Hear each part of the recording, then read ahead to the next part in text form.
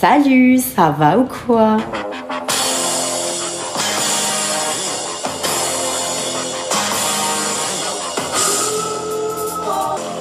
Bonjour. C'est Renou pour vous jouer des mauvais tours. Enfin non, des bons tours en vrai. Des bons tours. Ça fait 2 petites semaines, on espère que vous vous portez bien, que vous profitez de l'été, du soleil. Il faut, c'est important. De la plage et des cocotiers. Aujourd'hui, on est venu parler stratégie. Et productivité. Et productivité, tous ensemble. Oui. Donc, on espère que ce sera un épisode que vous allez apprécier et on a hâte de lire vos retours. Oui, ça va être trop bien parce que comment commencer la bonne année scolaire septembre avec une bonne stratégie? Parlons peu, parlons bien. Parlons peu, parlons bien. Madame Théa. Oui. On va commencer par une question somme toute évidente. Qu'est-ce qu'une stratégie, en fait? Qu'est-ce que c'est? Qu'est-ce que c'est la stratégie? Est-ce que tu peux nous définir ce que c'est qu'une stratégie? En soi, il existe vraiment plusieurs définitions. Mais selon moi, je te dirais vraiment, la stratégie, c'est vraiment l'art du développement. Ok. Et c'est vraiment le fait de maximiser sa valeur ou la valeur de l'entreprise relationnelle. Ok. Donc, je m'explique. En fait, un bon stratège, c'est vraiment celui qui va réussir à créer une coopération entre différentes parties prenantes que compose du coup ton entreprise, tu vois. Ou sinon, par exemple, dans la stratégie militaire aussi. Ou sinon, dans les stratégies économiques. Ok. Donc, en fait, c'est vraiment le fait de minimiser tes ressources et d'user de ta ruse, tout simplement, pour arriver à ton objectif. Que ça te coûte le moins cher, mais qu'en même temps, tu déploies le maximum. D'accord. Tu vois. Mais c'est pas que ça, en fait. C'est vraiment... Il y a certains penseurs, à l'époque, qui disaient que c'était vraiment l'art de gagner sans faire la guerre. Parce qu'il faut comprendre que, en fait, vraiment, la stratégie, comme on la connaît, vient du monde militaire. Ok. Donc, c'est un petit peu ça. La clé de la stratégie, c'est vraiment la formation. Et ça, c'est évident, c'est pour tout le monde, on s'entend. C'est vraiment évident. Mais en fait, c'est aussi le fait de connaître ton adversaire. Parce que si tu connais ton adversaire, tu connaîtras la victoire. Tu vois? Très intéressant. Tu vois ce que je veux dire? Donc, il y a vraiment plusieurs types de stratèges, mais en fait, j'aimerais un peu revenir sur l'histoire. Ça, c'est mes côtés historiques, un peu à cause de mes études et tout. Mais en fait, en vrai de vrai, c'est le stratège, ça provient vraiment de Machiavel. Ok? D'accord. Ouais, genre vraiment on appelait ça en fait des gens machiavéliques. Ok, genre, c'est un peu péjoratif dit comme ça, mais de base les stratèges c'était mal vu, tu vois, c'était pas très glorifiant là. C'était vraiment en fait utiliser la ruse et le mensonge pour arriver à tes fins. Tu vois, c'est pour ça qu'on appelait ça des gens machiavéliques. Et en fait, à ces époques-là, c'était surtout des stratégies militaires, on s'entend. Et du coup, tout le monde te disait en fait si tu veux la paix, il faut faire la guerre. C'est très contradictoire. Et en fait, il faut que tu comprennes que la stratégie, c'est ça, c'est fait de paradoxes. Un bon stratège est paradoxal, tu vois. Les bonnes stratégies sont des paradoxes à elles seules, en fait. Okay. Vraiment. Parce que c'est intéressant ce que tu dis, parce que si on se calque sur le monde occidental, moi je vois une certaine logique dans tes propos, dans la mesure où qu'est-ce qui est par définition peut-être l'inverse de tout ce qui est stratégie? Je dirais par exemple un dogmatisme puissant comme par exemple la religion. Tu vois, je sais pas si tu vois là je vais en venir dans le sens où tu as la religion qui est immuable, dans laquelle il y a des règles, il y a ce genre de choses. Bien sûr. Et à contrario, tu as peut-être... c'est une idéologie, tu vois. Oui. C'est plus une idéologie. En fait, la stratégie, c'est vraiment un champ, je dirais, dans ce monde, c'est vraiment un champ à elle toute seule, tu vois, la stratégie. Et quand on dit justement, notamment, pour avoir la paix, faire la guerre, tu vois, c'est un grand classique de la stratégie, tu vois, c'est en fait, c'est sa nature même. Quand je te dis, c'est vraiment paradoxal, c'est paradoxal. Et il y a quelque chose qui l'explique, enfin, quelqu'un d'ailleurs qui l'explique très bien, et c'est Clausewitz, tu vois. Et surtout, en fait, ces pensées ont commencé à vraiment s'établir, je te dirais, à partir de la Première Guerre mondiale, donc 1914, 1918, 19. Et en fait, tout simplement, lui, il disait que vraiment, le cadre de la guerre, c'est la continuation de la politique par d'autres moyens. Et c'est très fort ce qu'il dit, parce que oui, il y a les idéologies, ok, comme tu disais par exemple la religion, etc. Mais il faut comprendre que la stratégie, ça va même au-delà, tu vois. En fait, c'est appliqué dans des champs tellement précis de ce monde qui fait que ce monde fonctionne, que si jamais cette stratégie s'écroule, tu vois, c'est le chaos, c'est la guerre. C'est la guerre. Et la seule manière d'atteindre la paix, tu vois, ça va être de gagner cette guerre. Mais dans tous les cas, c'est perdant-perdant la guerre, tu vois ce que je veux dire? Ouais, mais c'est encore un gros paradoxe dans le sens où, de ce que je comprends, c'est que la guerre est la continuité logique de la politique. Sachant que d'après moi, la politique existe quelque part pour ne pas que... Ben non, parce qu'en fait, tout simplement, la politique, tu vois, c'est un truc de fou. Quand les guerres explosent, c'est parce que la montée des extrêmes est montée. Ouais. Et dans ce monde, tout a un extrême, tout a un juste milieu. Oui. On s'entend. On s'entend. Mais ce que je veux dire par là, c'est surtout que... Ouais, partout. En fait, le problème, c'est que c'est nous les humains, surtout. Ces jeux de puissance, ces guerres d'ego.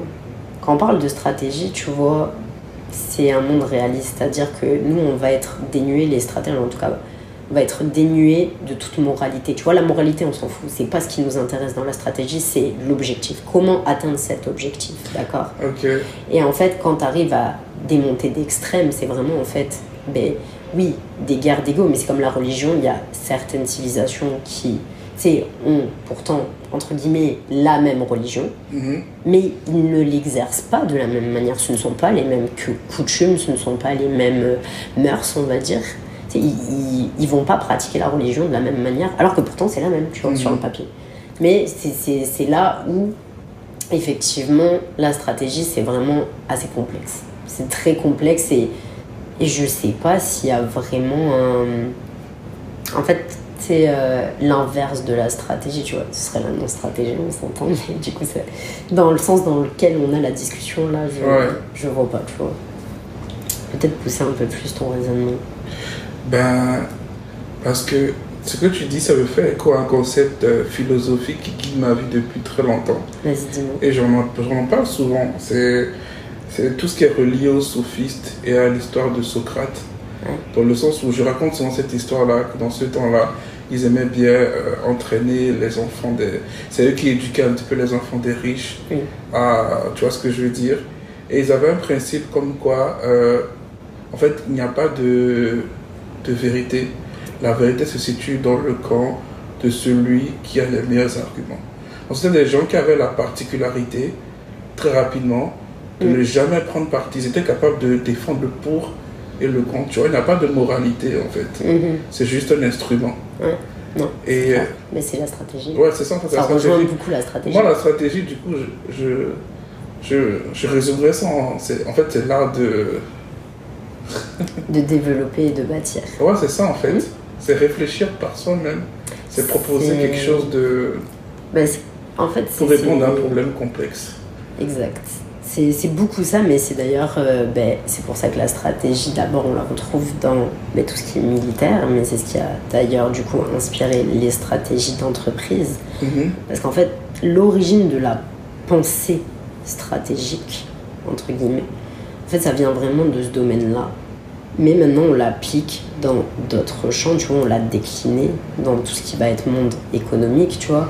Notamment, souvent, on te parle de guerre économique. Je sais pas si vraiment la guerre économique existe. Honnêtement, c'est un peu quelque chose... Chacun a son opinion sur le sujet. Moi, honnêtement, je le vois pas comme une guerre, tu vois. C'est des jeux de... En fait, c'est des jeux de puissance, c'est des jeux de stratégie, justement, mais c'est pas proprement parler de guerre. Alors que, tu vois, dans... la cybersécurité, là, oui, tu vois, il y a plus une guerre cybersécuritaire, tu vois, qui est en train de se passer, tu vois. Il y a des jeux de stratégie, exact, c'est comme la géopolitique, tu vois, il y a de la stratégie dans la géopolitique et du coup, forcément, dans nos entreprises, parce que sans ça, elles ne performeraient pas, enfin, en tout cas, pour les plus grandes entreprises, elles ne performeraient pas et elles ne feraient pas des milliards de chiffres d'affaires. On s'entend. Mais en fait, le point commun entre toutes celles-là, c'est ce qu'on vient de dire, justement, c'est un état d'esprit. C'est une forme de pensée, tu vois. Il n'y a pas tout le monde qui est stratégique.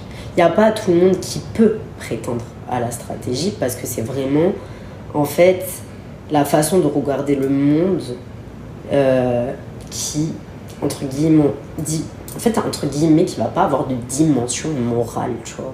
Tu regardes le monde sans dimension morale. Tu peux pas. Parce qu'en fait, quand tu es stratège, si tu as une dimension morale, que tu as des valeurs, que tu as des principes, et forcément, tu vois, ça va avoir un impact sur ta résolution de problème. Ça va avoir un impact sur comment tu vas trouver la solution. Oui. Alors qu'en stratégie, tous les moyens sont bons. Tous les moyens sont bons. C'est vrai que effectivement, la plupart des entrepreneurs qui ont réussi. Et j'ai un très bon exemple pour ça, tu vois. C'est dans le cadre de mon ancien emploi, donc dans mon ancien patron. Tu vois, on a eu un souci gros qui impactait ressources, temps, humain. Ok, je vais pas détailler la chose parce que je ne pense pas que je peux. Mais du coup, en fait, le fait est que à ce moment-là, il m'a dit, ok Théa, j'ai besoin que tu me fasses une analyse stratégique de la situation et que tu me proposes comment résoudre ce problème, mais genre live, tu vois, c'est maintenant là qu'il faut le résoudre. Et j'ai fait mes analyses, etc. J'ai parlé avec les gens, machin, j'ai mené mes enquêtes et tout. Bref, je fais mes processus, nanana. Le fait est qu'à la fin, le résultat de mon analyse, j'ai 2 options. Il y en a une qui est éthique, l'autre qui n'est pas du tout. Mais, tu vois, je suis obligée, c'est dans le code de mon emploi, il m'a demandé ça, je suis obligée de lui proposer ça. Et là, je suis obligée de faire abstraction de toutes mes valeurs et principes. Donc, je vais dans son bureau, on a une longue discussion, il me demande le résultat. Je lui dis, ok, j'ai trouvé, t'as ces 2 choix. Il me demande mon avis. Je dis, c'est simple, moi, éthiquement, je ne le ferai pas, je ne prendrai pas cette première option. Parce que, éthiquement parlant, ça ne se fait pas. Éthiquement parlant, c'est vraiment horrible si tu fais ça. Tu vois. Genre, tu peux pas faire ça. Mais par contre, le problème va être réglé comme ça. Tu vois, en un temps 3 mouvements, en 1 semaine, ce sera réglé ton problème. La deuxième option, ça va prendre plus de temps.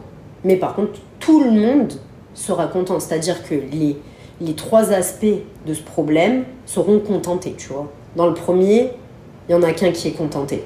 Et c'est la réussite. Tu vois, la réussite de l'entreprise. Mais le reste, on sabote tout. Et ma grande surprise, ce jour-là, il a pris la première option. Tu vois, cette personne-là a pris la première option. Et je me suis dit, ok, peut-être que là, du coup, j'ai plus rien à faire dans cette entreprise, parce que moi, je l'aurais pas fait comme ça. Tu vois ce que je veux te dire? Mais en tant que stratège, et comme c'est mon boulot, j'ai pas le choix. Je suis obligée de te donner les options qui vont te faire réussir, tu vois, pour ton entreprise, parce que c'est mon mandat, ma mission. Et qu'un stratège, du coup, comme on le disait, en fait, n'a pas de moralité. Absolument. Donc, quand tu parles comme ça me fait beaucoup penser à Steve Jobs. En fait, Steve Jobs, c'est quelqu'un stratège. C'est quelqu'un de très stratège. Et quand tu interviews les personnes qui ont travaillé très proche de lui, ils vont te sortir des mots très, très péjoratifs, mais intéressants. Ils vont te dire que c'est quelqu'un de mythomane. C'est quelqu'un qui aime s'approprier les projets des gens. Et c'est quelqu'un de... Et par-dessus tout, ils sont d'accord sur un point. C'est qu'ils disent qu'il a un pouvoir de distorsion de la réalité qui est anormal. Mais parce que c'est un stratège visionnaire. En fait. Et on va en revenir plus tard. Mais il y a plusieurs types de stratèges. Et notamment, tu vois, de base, quand je te parlais de Machiavel, qu'on disait des gens stratèges, qu'en fait, c'était des gens machiavéliques, des stratèges machiavéliques, c'est pas pour rien. Parce qu'en fait... Pour te la faire courte, un stratège, ce qui l'intéresse, c'est est-ce que ça va marcher ou pas? Point barre. Est-ce que ça va marcher ou pas? Est-ce que je suis en train de concevoir, ça va marcher ou pas? C'est tout. C'est tout ce qui intéresse. Et en fait, tu vois, comme le disait justement Machiavel, on ne peut pas dire que, en fait, c'est la notion du bien ou du mal, ce qu'on appelle la moralité, je pense. C'est qui explique tout ce qui se passe dans notre monde. C'est vraiment pas ça. C'est pas la notion de bien ou de mal qui va t'expliquer la guerre, c'est pas la notion de bien ou de mal qui va t'expliquer, tu vois, toute la montée en puissance du genre de l'ère industrielle, puis informationnelle, puis les gens, tu vois. Donc en fait... moralité ou éthique, on s'en fout, en fait, le résultat est le résultat, tu vois. Oui, je suis d'accord. Et c'est pour ça que, après, Steve Jobs, c'est encore... c'est touchy comme sujet, parce que Steve Jobs, c'est encore un cas à part, tu vois. On dit toujours que par génération... Il y a un brillant stratège qui en ressort de chaque génération. Steve Jobs était le sien dans son temps, mais sauf que Steve Jobs, il avait Le problème de Steve Jobs, c'est qu'il faut savoir, déjà, quand il a créé Apple, il a mis 2 fois en faillite. Ok. Et Apple n'a jamais gagné autant d'argent depuis sa mort, en 2011. C'est-à-dire qu'aujourd'hui, Apple gagne des milliards et des milliards. Et à lui, à tout seul, un empire de données, mais incommensurable, tu vois. Mais par contre, pendant que lui était présent, il avait la vision, c'est ce qui a fait que Apple est Apple.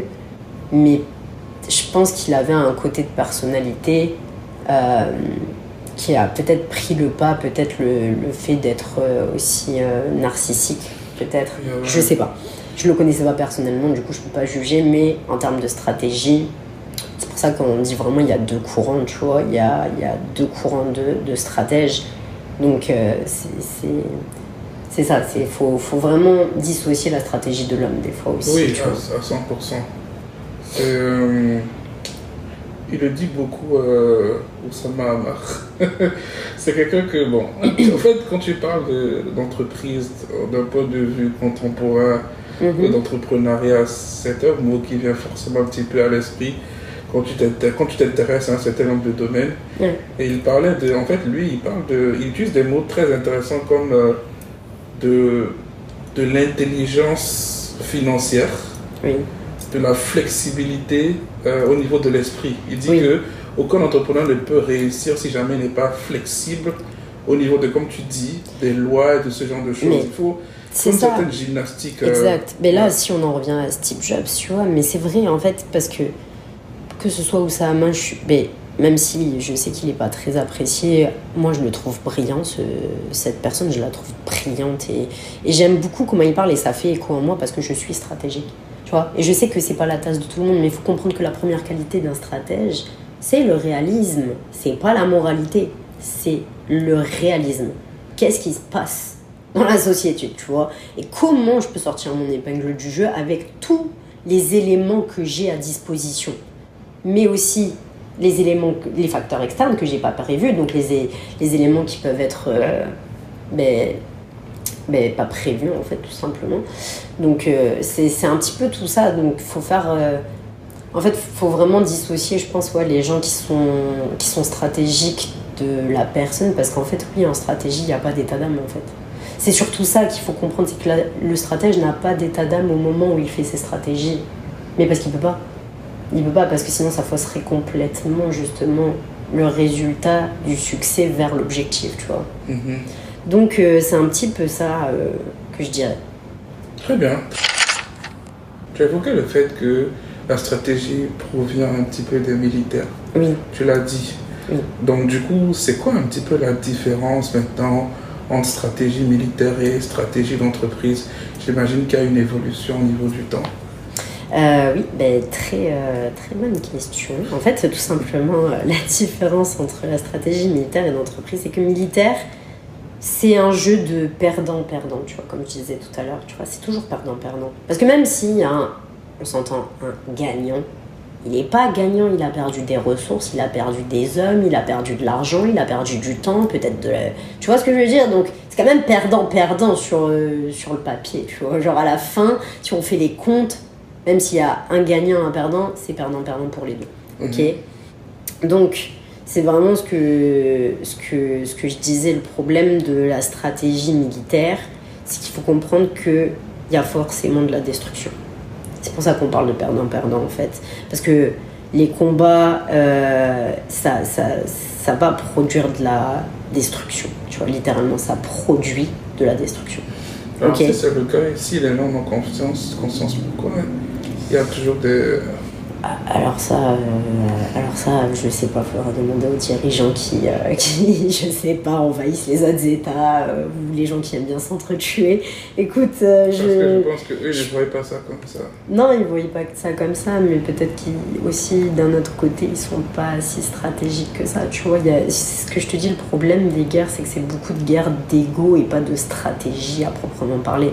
Oui, on va construire une stratégie pour gagner la guerre, mais déjà construire la stratégie pour t'enrichir et pas envoyer ton État, tes hommes, et du coup avoir de la destruction de ton capital immobilisé. Pourquoi faire? Tu vois, genre, littéralement, pourquoi faire?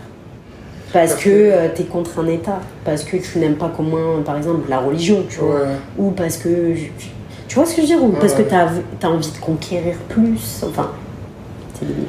Mais c'est vrai que c'est intéressant. Si on se bat sur la guerre, parce que dans la guerre, pour moi, tu as deux camps.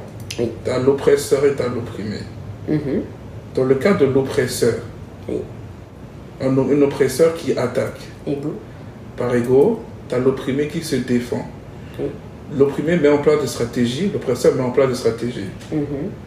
Est-ce que, du point de vue de l'opprimé, c'est perdant-perdant s'il gagne la guerre?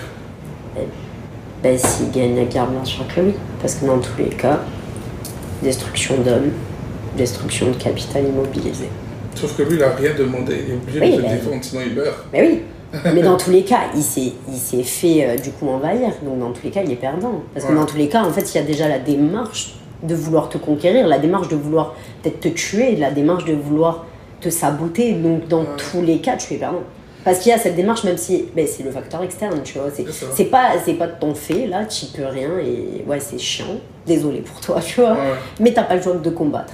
Mais dans tous les cas, t'es perdant. Parce que c'est des ressources que, à ce moment-là, quand tu t'es fait, du coup, tu vois, soit colonisé, soit effectivement c'est parti en guerre de tranchées ou j'en sais rien, whatever, tu vois, ou bombardé, etc. À ce moment-là, t'avais pas décidé que ça t'arriverait. Donc, t'avais peut-être pas dans ta tête capitalisé toutes les ressources dont tu aurais besoin s'il t'arrivait ça. Tu vois ce que je veux dire? Je comprends ce que tu veux dire. Donc, c'est vraiment ça. Alors que la différence vraiment avec les stratégies d'entreprise, bon, on s'entend déjà, il y a un gagnant, tu vois, genre là déjà, parce que si tu construis une entreprise, pour le coup, c'est quand même pour pouvoir créer de la valeur et offrir de la valeur aux gens.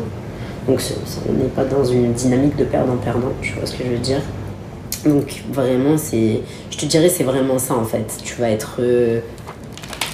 c'est vraiment le fait que dans la stratégie militaire, c'est perdant-perdant, et dans la stratégie d'entreprise, c'est de la création de valeur, tu vois. C'est vraiment ça la différence. Parce que tu crées de la valeur, que ce soit pour tes clients, que ce soit pour tes actionnaires, que ce soit pour même tes employés, par exemple. Donc c'est pas la même dynamique, parce que là, tu as envie d'entraîner vers le haut des gens. Alors dans une dynamique de guerre, c'est de la destruction, comme je le dis depuis tout à l'heure, tu vois. Donc en fait, il faut vraiment mettre en place, genre, des situations, je dirais, win-win, tu vois. Genre, parce qu'avec l'entreprise, ce que tu veux, c'est vraiment performer. Donc c'est ça la différence avec le militaire. C'est pas le même état d'esprit non plus, on s'entend. C'est intéressant. En fait... Mais en supposant que tu es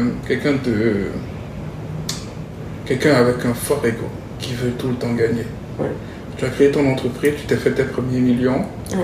Et ton but maintenant, c'est que tu n'aies pas de concurrent possible. C'est d'éteindre le marché. Est-ce que c'est une stratégie intéressante pour l'entreprise de se lancer en guerre avec le marché entier? C'est super drôle ce que tu es en train de me demander, parce que c'est vraiment ça que j'allais te dire. En fait, c'est ça aussi la différence, c'est que quand tu es en militaire, c'est en stratégie militaire, là, en guerre, tu vas tuer des hommes, tu vois. Là, la stratégie d'entreprise, quand tu pars en guerre, c'est contre le marché, contre des concurrents, on s'entend. Mais en fait, le problème, c'est que si tu es quelqu'un qui ne te concentre que sur ta concurrence et éteindre ton marché, à un moment donné, tu vas perdre de vue tes objectifs. À un moment donné, tu vas devenir mauvais et tu vas perdre de l'argent. Tu vas vraiment créer une récession dans ton entreprise, en fait. Parce que au lieu de te concentrer sur tes objectifs et ce qui marche, et donc ce qui est ajustable et ce qui est performable, tu te concentres sur ce que font des gens externes à toi. Tu vois ce que je veux dire? Je comprends ce que tu veux dire. Donc, moi je te dirais, genre, aussi c'est cette différence-là en fait. C'est vraiment le fait que en entreprise, la stratégie d'entreprise, ta première stratégie, c'est développer ton marché, on s'entend. Mais c'est aussi la chose que tu as en commun avec la concurrence. Et pas autre chose. Alors qu'en guerre, si. Parce qu'au final, en fait, c'est vraiment ce qui a emmené... tu vois, le libre commerce à être un peu diabolisé par les États occidentaux, à être un peu diabolisé, tu vois, tout ce qui est libre commerce, commerce international, à être diabolisé par les États occidentaux, mais même les États, par exemple, qui se développent de plus en plus, parce qu'en fait, ils se disent, ouais, au plus, tu vois, au plus je laisse rentrer des entreprises internationales sur mon territoire. Au plus, genre, moi, je vais pas faire d'argent, tu vois ce que je veux dire?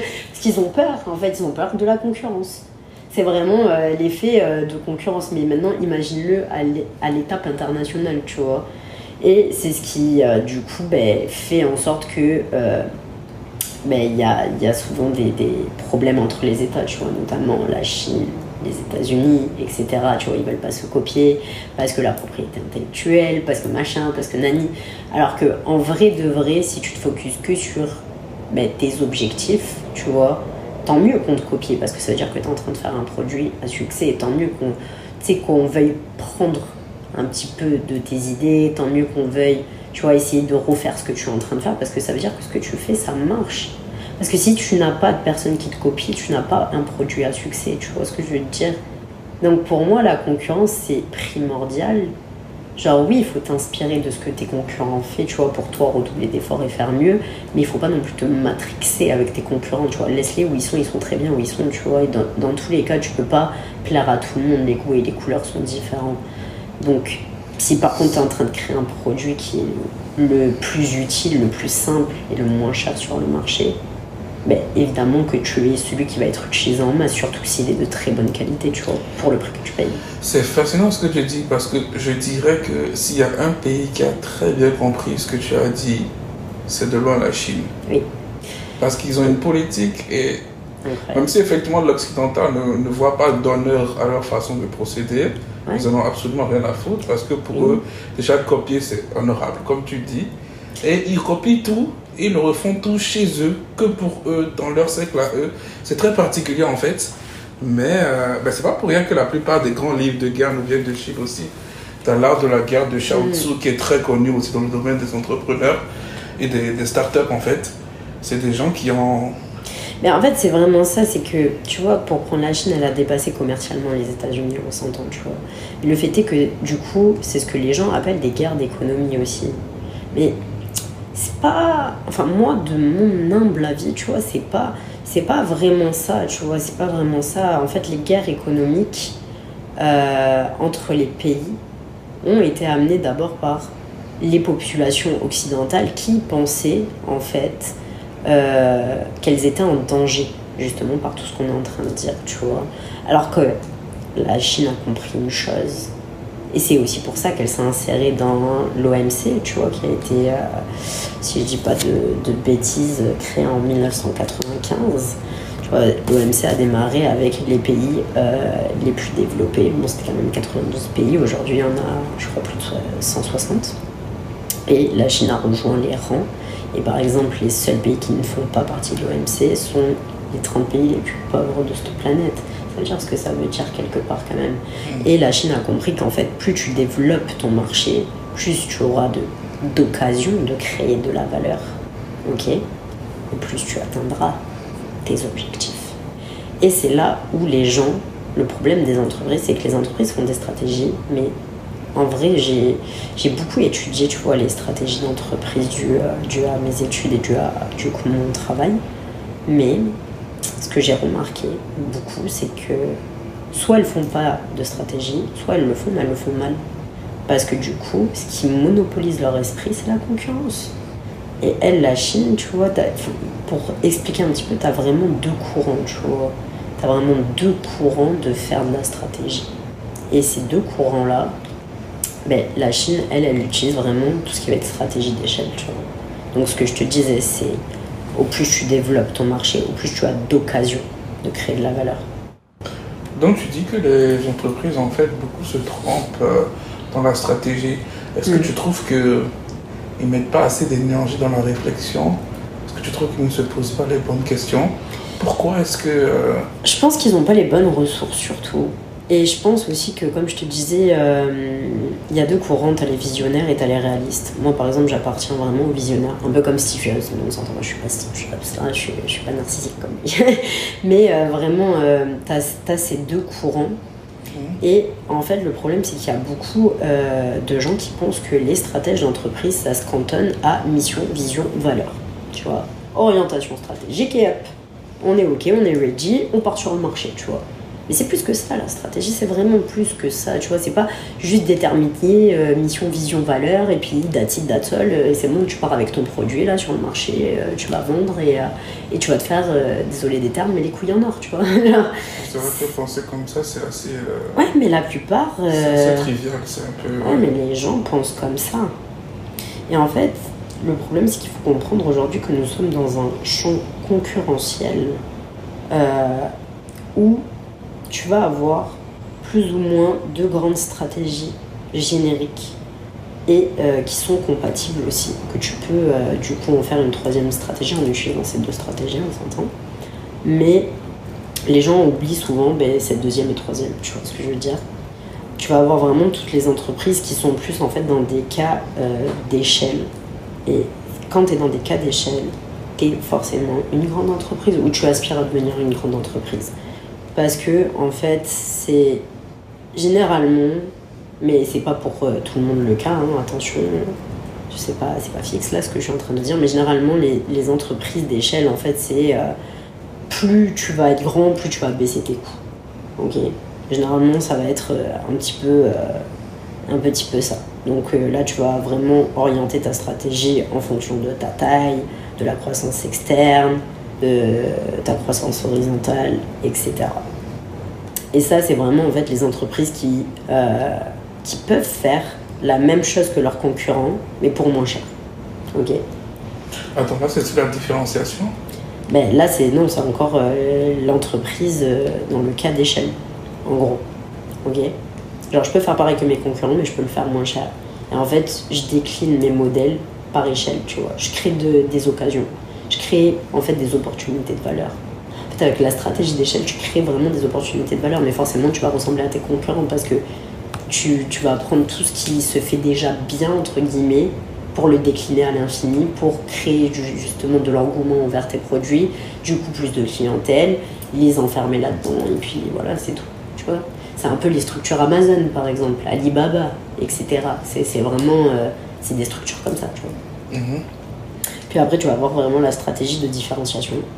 Et ça, nos pays occidentaux, par exemple, on est fan de cette stratégie, tu vois. On pense qu'il n'y a que la stratégie de différenciation qui existe. C'est si je ne suis pas différent de mon concurrent, je ne vais pas vendre. Si je ne suis pas différent de mon concurrent, eh bien mon entreprise, c'est nul, tu vois. Okay. Tu vois, c'est vraiment, en fait... je veux faire mieux que mon concurrent avec un produit plus cher. Mais comme j'ai l'élément de différenciation, j'ai le droit de demander plus cher. Mm-hmm. Tu vois ce que je veux te dire ? Okay. Et après, tu as vraiment, comme je te disais, ces deux courants qui se combinent. Et là, quand tu as réussi à faire ça, en vrai, par exemple, pour Cyrus, nous, notre entreprise, c'est ce qu'on va faire. Tu vois, on va combiner ce meilleur des deux là. Parce qu'on a déjà un modèle d'affaires qui permet ça, mais c'est aussi notre objectif, tu vois. Mm-hmm. Alors que si on se concentre que sur l'élément de différenciation, on va pas performer parce qu'en fait on oublie toute une catégorie qui existe de se faire de l'argent, genre littéralement de se faire de l'argent. Donc si je comprends bien, les gens voient ça sur une échelle à une dimension, alors qu'il faut le voir sur deux dimensions. Ouais, c'est comme vertical, horizontal, tu vois. Ok, très bien, je comprends. C'est vraiment ça, et en fait c'est pour ça que la stratégie d'échelle, en fait, elle ne doit pas être laissée à l'abandon parce que dans certains cas, c'est vraiment celle-là qui va nous guider vers le succès, tu vois. C'est ce qu'on appelle aussi standardisation ? Non, pas vraiment. Qu'est-ce que tu entends par standardisation ? C'est ce que tu appelais échelle, moi c'est ce que j'appelle standardisation. Vas-y, développe. C'est une entreprise qui standardise quelque chose, c'est comme par exemple, dans un marché où il y a plein de stylos, tu décides de créer des stylos aussi. Mm-hmm. Tu crées des stylos en masse, à des prix défiant toute concurrence. Toi, tu as plein de marques qui font ce genre de choses-là. Je vois ce que tu veux dire. Et tu les vends un petit peu à... Oui. Mais comme tu as raison, c'est de la stratégie d'échelle, parce que tu te cales sur... c'est vraiment ça le nom, tu vois, ça s'appelle comme ça. Ça s'appelle pas standardisation, c'est vraiment une stratégie d'échelle, tu vois. Mais par exemple, comme on disait, tu vois, Amazon, si on reprend Amazon, toute leur stratégie s'enligne avec des effets d'échelle. Et non de la différenciation. Ils en ont rien à faire de la différenciation. Parce qu'en fait, leur différenciation, c'est d'être eux-mêmes. Tu vois ce que je veux dire ? C'est déjà Amazon, l'élément différenciateur. Mais leurs produits et services, c'est d'échelle. Tu vois ce que je veux dire ? Du coup, il y avait plein de gens qui leur disaient souvent qu'ils n'y arriveraient pas avec un tel modèle et que ça allait flopper, que machin. Et puis, voilà le résultat aujourd'hui, tu vois, parce qu'ils ont su combiner un petit peu ce meilleur des deux mondes, entre guillemets, tu vois. Et ils ont fait les résultats qu'ils ont aujourd'hui.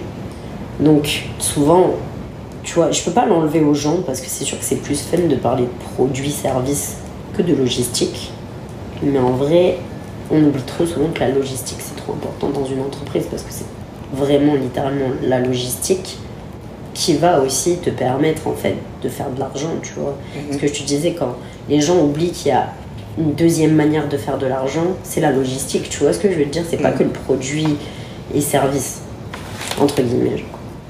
Donc en fait, tu as vraiment deux facteurs pour le succès de ton entreprise. Le premier, ça va être la stratégie qui est littéralement un effet de levier, ok, pour ton entreprise.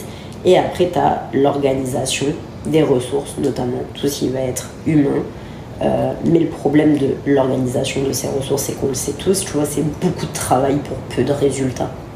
Donc si tu ne te concentres pas sur la stratégie qui, elle, pour le coup, est un effet de levier et qui, elle, en fait, va être peu de travail mais beaucoup de résultats, entre guillemets, parce que la stratégie, c'est littéralement monter, tu vois, des plans et de la planification, tu vois, c'est littéralement, voilà, de la proactivité, c'est genre l'art de planifier, de développer. Et ça, c'est ce qui va te permettre de gagner beaucoup d'argent en fournissant peu. Alors que l'organisation, c'est beaucoup de temps pour peu de résultats, tu vois. Donc c'est là où j'aimerais vraiment mettre un point d'honneur sur nos petits entrepreneurs d'amour qui nous écoutent. Retenez bien ça quand vous allez structurer votre entreprise, et même si vous avez lancé votre entreprise, il n'est jamais trop tard pour repenser ces points-là, repensez-les bien. L'échelle, par exemple, d'une entreprise comme une boulangerie, comment est-ce que tu verrais la matrice 2D? Moi, je te dirais, en fait, au bout d'un moment, tu vois, il faut acquérir un certain mode de raisonnement à partir des réalités dans lesquelles tu vis. Et non pas de ce qui, de base, est ta mission, vision, valeur. Tu vois ce que je veux dire? Parce que si tu fais en fonction de l'état désiré dans la stratégie, tu n'atteindras pas les objectifs. Mais si tu fais en fonction de la réalité et de ce qui est disponible et que toi, tu peux ajuster pour rendre ça plus performant, là, oui, tu vois. Mais du coup, à l'échelle d'une boulangerie, je te dirais, c'est vraiment tout ce que je viens de te dire encore une fois, tu vois. C'est vraiment appliquer ces principes-là, tout simplement d'échelle et d'organisation pour faire en sorte que ton produit, oui, il soit différent, même si tu le proposes et que vous êtes 10 milliards de concurrents à proposer la même chose. Mais là, pour une boulangerie, tout va s'apparenter dans je pense, le branding, la manière, c'est d'être présent sur les réseaux sociaux, la manière que tu crées la hype autour de ton produit. Donc, je sais pas, mettons, par exemple, une chocolatine, entre parenthèses, oui, je dis chocolatine, je dis pas pain au chocolat. Et du coup, moi, je dis même petit pain au chocolat. Petit pain. Ouais, c'est ça, à Lille, ils disent petit pain. Ah ouais? Ouais. Quand je dis ça à Paris, ils me disent non, monsieur, c'est un pain au chocolat. Ah, à Lille, ils disent petit pain. Ouais, petit pain, c'est bien aussi. Mais non, c'est chocolatine. Bref, du coup, c'est vraiment genre, ouais, la boulangerie, c'est vraiment utiliser toute cette. En fait, tous les influenceurs que tu as sur le marché, par exemple, ça peut être un bon élément de différenciation, mais en même temps être de la stratégie d'échelle parce que tout le monde a recours à des influenceurs. Mais tu vois, genre, enfin, c'est vraiment axer en fait toute une stratégie qui est scalable, tout simplement. Et pas te concentrer que sur la différenciation. Au début d'un projet, tu dois faire l'état des lieux des ressources que tu as. Toutes les formes de ressources, tu vois, que ce soit humaines, financières et tout. Et ce que les gens oublient, c'est qu'on n'est pas tous égaux dans la façon de commencer un projet. Oui. Tu comprends? Dans le sens où, par exemple, nous on commence Cyrus, mais on est en mode bootstrap complet. Une autre personne qui veut faire quelque chose comme Cyrus, par exemple, si cette personne, par exemple, avait un héritage et avait 1 million à dépenser, je pense pas qu'il ferait ça de la même façon que nous. Ben non. Ouais. Ben non, parce qu'il a déjà la ressource financière qui Exactement. lui permet d'aller plus vite. Donc si tu veux faire la même stratégie que lui, tu auras des contraintes parce que tu n'as pas les mêmes ressources que lui. Attends, Bon, ok les gars, en fait on pensait pas que ça allait prendre autant de temps, mais là on parlait vraiment du coup vraiment de structure stratégique de votre entreprise et les fondements de la stratégie, tout ça venait. On va faire un autre podcast tout simplement pour parler des tips de productivité stratégique à mettre en place dans ton entreprise. Donc on se retrouve dans le prochain épisode qui va durer je pense une vingtaine de minutes du coup. Et on vous fait plein de bisous, on espère que vous avez aimé cet épisode. C'est un 1 sur 2, le 2 sur 2 arrive dans le prochain, donc gros bisous et à tout de suite.